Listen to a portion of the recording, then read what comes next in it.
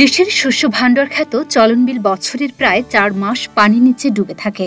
বর্ষায় চলনবিলের মাছ শিকার এই অঞ্চলের মানুষের জীবিকার অন্যতম উৎস। আর পানি কিছুটা নামলেই কৃষকরা তাদের জমিতে আবাদ করেন আমন ধান।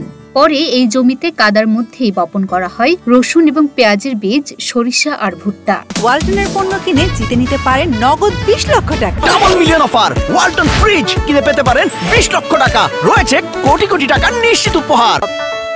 এই অঞ্চলের কৃষি বৈচিত্র্য ও চাষ পদ্ধতি সম্পর্কে ধারণা পেতে চলনবিল অঞ্চলে আসেন সিলেটের কৃষি বিভাগ ৩০ জন কৃষক আর ১৩ জন কর্মকর্তা। তাদের আশা, সিলেটের জমিতে এমন ফসল ফলানো গেলে ঘটবে আর একটা কৃষি বিপ্লব। ফলে কৃষক এবং দেশ উভয়ই লাভবান হবে।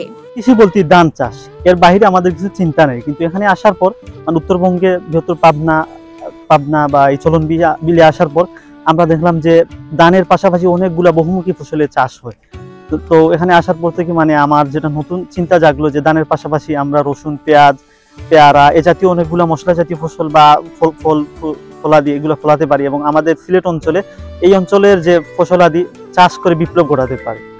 ধান চাষ করতাম আমরা এলাকায়, কিন্তু এখানে দেখতে পারলাম যে রসুন ক্ষেত কিরকম করা হয়। আমরা আমাদের হাকালুকি হাওরে এশিয়ার বৃহত্তর হাওর হাকালুকি হাওর, এই হাওরে হাজার হাজার বিঘা জমি ক্ষতি থাকে, কিন্তু আমরা শুধু ধান চাষ করি আর এই ক্ষেতটা আমরা জানতাম না, বা অফিসার হলে যেমন বলতেন আমাদেরকে, তা আমরা মনে করতাম এটা ভুয়া, যে বিনা চাষে কিরকম ক্ষেত হয় এইটা আমরা মানতাম না। শুধু এখন আমরা এই নাটোরে আইয়া দেখতে পারলাম যে বিনা চাষে রসুন ক্ষেত কিরকম হয় বা বিনা চাষের সরিষা কিরকম হয়। সিলেট কৃষি সম্প্রসারণ অধিদপ্তরের উপপরিচালক বলেন, সিলেট অঞ্চলে কৃষকরা তাদের আবাদযোগ্য জমিতে শুধু ধান উৎপাদন করেন। সে কারণে তাদের উদ্বুদ্ধ করে দেশের কৃষি উৎপাদন বাড়ানোই কৃষি বিভাগের মূল লক্ষ্য।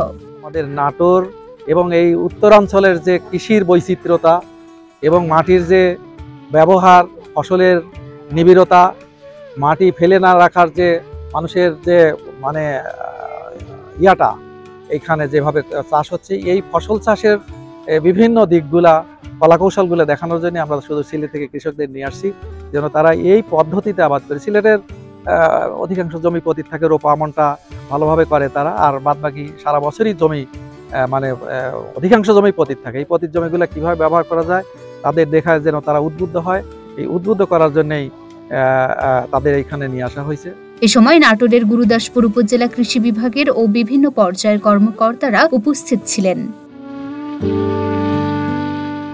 Luna Afroz Nipa, Dhaka post.